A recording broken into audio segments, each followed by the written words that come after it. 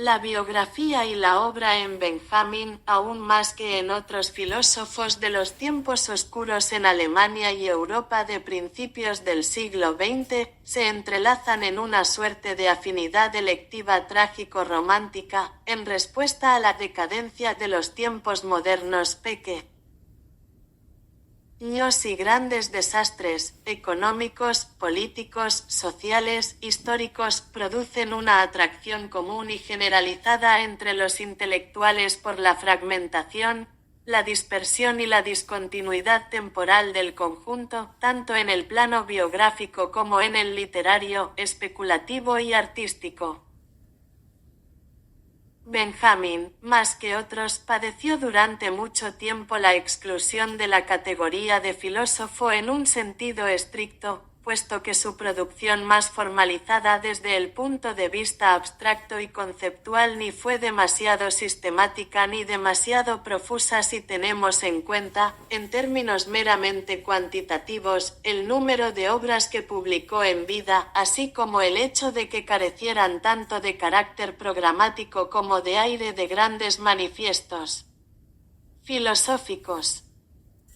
La obra de Benjamin se presenta, en cambio, como una vasta y diversa colección de escritos, brevísimos ensayos de crítica literaria y artística, artículos o reseñas en revistas, una escritura fragmentada en la que algunas piezas alcanzan mayor difusión o fama que otras debido al entusiasmo que despiertan en colegas y amigos o por la crítica o en ediciones póstumas. Entre sus obras encontramos incluso algunas intervenciones radiofónicas, sus textos teóricos sistemáticos son escasos, y su relación con las editoriales se vincula a las desafortunadas vicisitudes de su no carrera académica.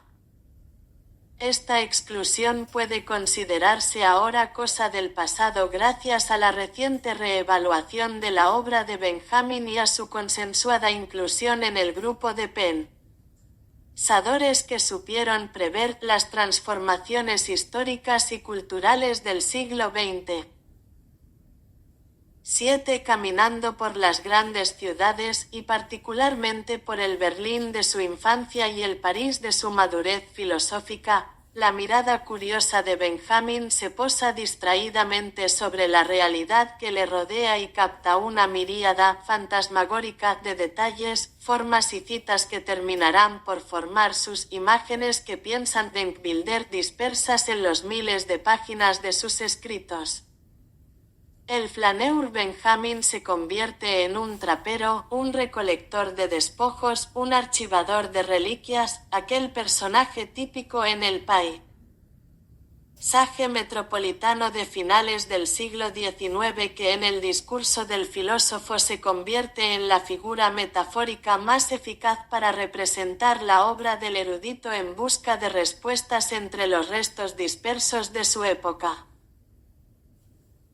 Esta doble figura, el paseador distraído y el trapero que recoge despojos, desechos y fragmentos, la hereda Benjamin del ejemplo de Charles Baudelaire, una de las personalidades más geniales del siglo XIX, a la que el filósofo se sintió muy afín, hasta el punto de considerarlo el primero en narrar poéticamente las transformaciones de su época mediante los verdaderos protagonistas, los marginados de la sociedad francesa de los siglos XV y XIX, los vencidos. Benjamin no solo hereda del poeta francés su interés por los detalles periféricos de la realidad, y, en particular, por los desechos, los residuos, las ruinas, todo aquello que va quedando atrás, abandonado sobre el terreno de la historia, en la ilusoria carrera de la civilización hacia el progreso positivista de la modernidad. También elabora, partiendo del ejemplo de Baudelaire, un método propio de observación de la realidad, de reflexión y de práctica de la escritura crítica y filosófica, la predilección por el fragmento, por el apunte y, sobre todo, por la cita, todo ello implica la necesidad de practicar una especie de montaje literario del pensamiento. La escritura filosófica que nace del paseo distraído entre las imágenes del pensamiento como esa calzada que atraviesa su cada vez más densa selva virgen interior.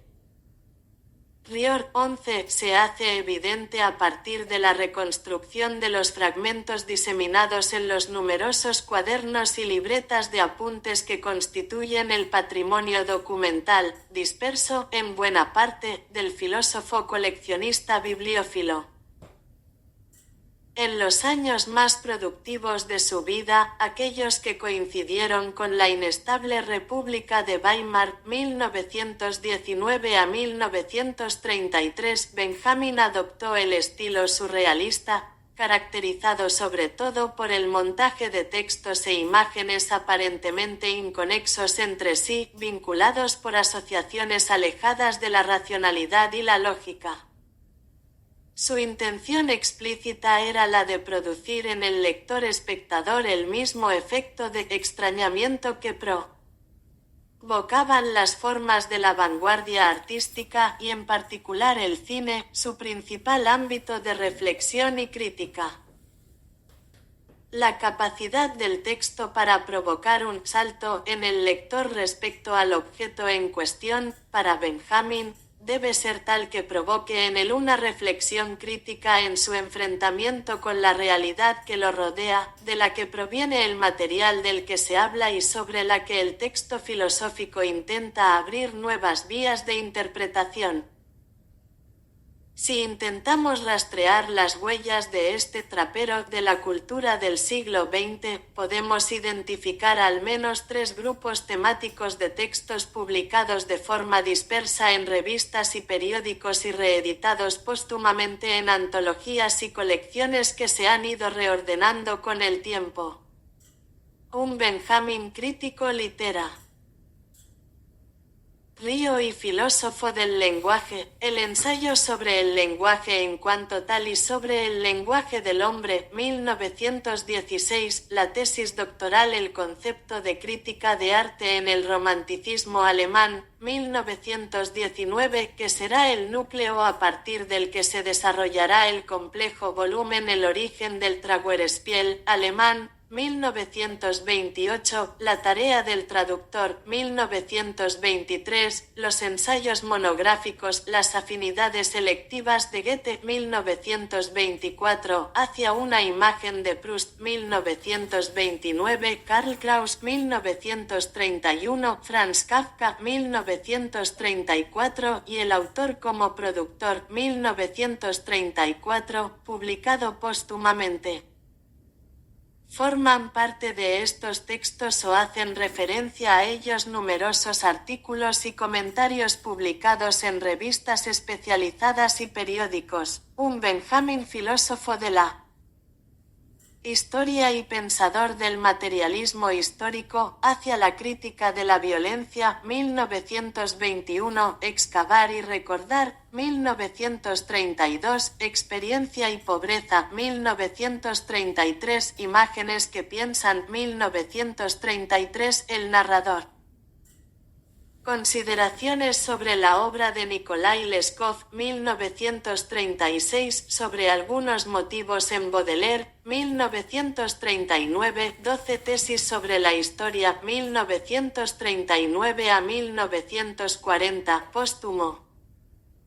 Se puede considerar que forman parte de este microcosmos otros textos menores, reflexiones dispersas, apuntes y aforismos de tipo sociológico de los que se deducen algunos de los principios esenciales del peculiar materialismo histórico mesiánico de Benjamin. Un Benjamin filósofo estético y teórico de los medios, Pequeña historia de la fotografía, 1931, Teatro y radio, 1932, la obra de arte en la época de su reproductibilidad técnica, 1935 a 1939, ¿Qué es el teatro épico?, 1939, Libro de los pasajes, 1939 a 1940. Dentro de la teoría estética y de los medios se integrarían también algunos de los textos redactados para la participación de Benjamin en ciertos programas radiofónicos, además de la amplia y particular serie de reseñas de catálogos, atlas y libros ilustrados, algunos infantiles, así como de películas y otras obras cinemáticas. Forman parte de cada uno de estos grupos temáticos, como se ha dicho, una gran cantidad de escritos y apuntes, considerando tanto los póstumos como los incompletos, que, de acuerdo con la práctica benjaminiana de la colección de fragmentos y de la diseminación de conceptos, migran de un grupo a otro. Esto explica por qué, más allá de ofrecer una orientación cronológica de referencia que sin duda resulta útil como guía, la producción de Benjamin no se nos presenta como resultado de una trayectoria evolutiva lineal de su pensamiento.